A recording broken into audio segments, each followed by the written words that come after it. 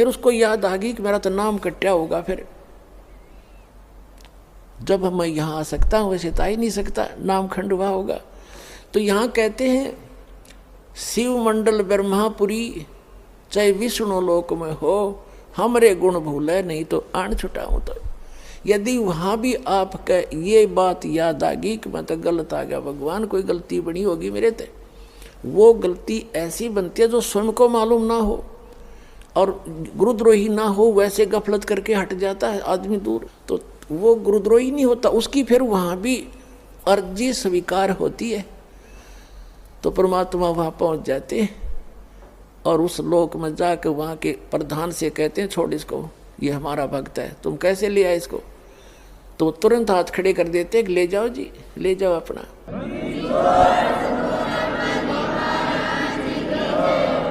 लेकिन उस नालायक ने काम कितना बिगाड़ दिया, अब उसको कहाँ रखेंगे भगवान।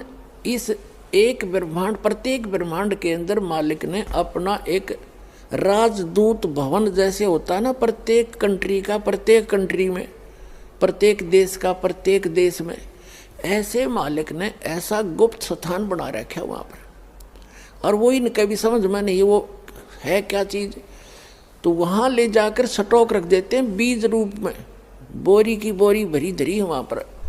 अब वो जो इस कलयुग के अंदर रह गए हुए और फिर उनका, क्योंकि काफ़ी दिन के बाद पहले तो यहीं ठाठ दिखेंगे, उसमें फिर मृत्यु होगी, इतना बहुत देर हो चुकी होगी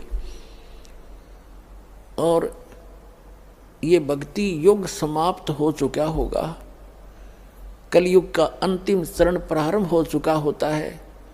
तो अगर उससे पहले याद आ जाती, दोबारा जन्म देते हैं परमात्मा, यहीं पटक देते हैं फटाफट और शुरुआत कर देते हैं। और जो बाहर रह जाते हैं उनमें वो फिर क्या होता है, वहाँ स्टॉक रखा भगवान ने, और अब जो वो 4 युग तक उन वहीं बंद रहेंगे, उनको मालिक एक आध को बेसिक जैसे कुछ एक को कलयुग में भेज देता है, फिर उनको शुरुआत हो जाती है धीरे धीरे, फिर उनकी संतानें बढ़ती हैं, उन भक्ति बीजों के घर पर ही परमात्मा उन स्टॉक को अब भेजेगा आपके घर, जो किसी युग में, सतयुग में उन्होंने भक्ति की थी। तो इतना समय और लेट हो गए वह, और अब शुरू होगा, अब फिर भी गलती खा सकते हैं ऐसे नालायक।